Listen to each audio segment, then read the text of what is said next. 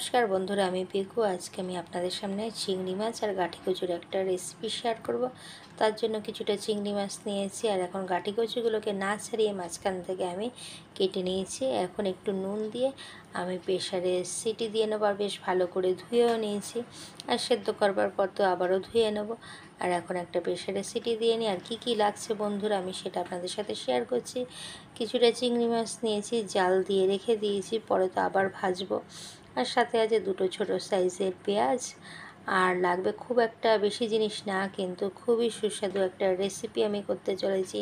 আর আছে হচ্ছে 7-8 কোয়া রসুন, আর লঙ্কাটা খুবই ঝাল দেখে আমি একটা কাঁচা লঙ্কা নিয়েছি।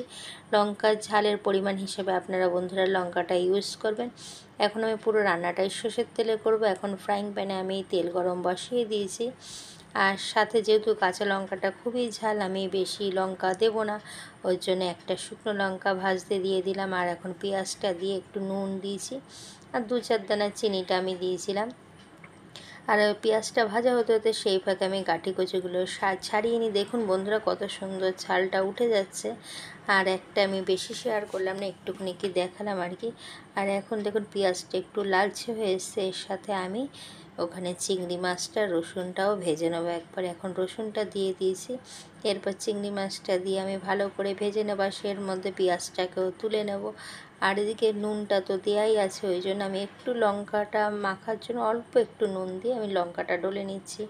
আর এদিকে পেঁয়াজগুলোকেও ভালো করে একটু হাতের সাহায্যে চিপে নিচ্ছি রসুনগুলোকে, আর চিংড়ি মাছ সমস্ত কিছুই।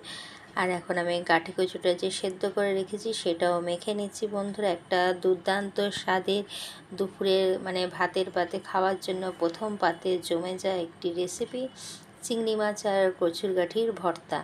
বন্ধুরা আপনারা একবার অবশ্যই ট্রাই করে দেখতে পারেন, খুবই সুস্বাদু। আর এখন আমি এর মধ্যে দিয়ে দিচ্ছি চিংড়ি মাছ ভাজা তেলের মধ্যে কোনো আমি কাঁচা তেল ইউজ করব না, যেহেতু চিংড়ি মাছ ভাজার তেলটা আছে আমি সেটা দিয়ে এখন ভালো করে আমি মেখে নেব।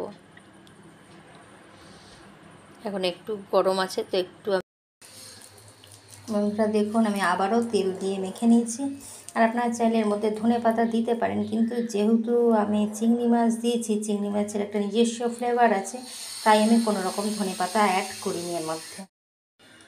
বন্ধুরা এই যে আমার গাঠি কচু দিয়ে চিংড়ি মাছ দিয়ে ভর্তা পুরো রেডি। আর আজকের এই রেসিপিটি আপনাদের কীরকম লাগলো অবশ্যই কমেন্ট করে জানাবেন, আর ভালো লাগলে অবশ্যই লাইক কমেন্ট শেয়ার করবেন। আর যে সকল বন্ধুরা ধৈর্য ধরে এত সময় ধরে আমার ভিডিও দেখলেন সকলকে অনেক অনেক ভালোবাসা আর ধন্যবাদ বন্ধুরা। আজকের ভিডিওটি আমি এইখানেই রাখছি। আর যে সকল বন্ধুরা এখনও অবধি ভিডিও দেখছেন কিন্তু বন্ধু করেননি, তারা অবশ্যই বন্ধু করে বেল আইকনটি প্রেস করে দেবেন, আর যখন যা আমি ভিডিও দেবো ফার্স্ট নোটিফিকেশান আপনার কাছে পৌঁছে যাবে বন্ধুরা।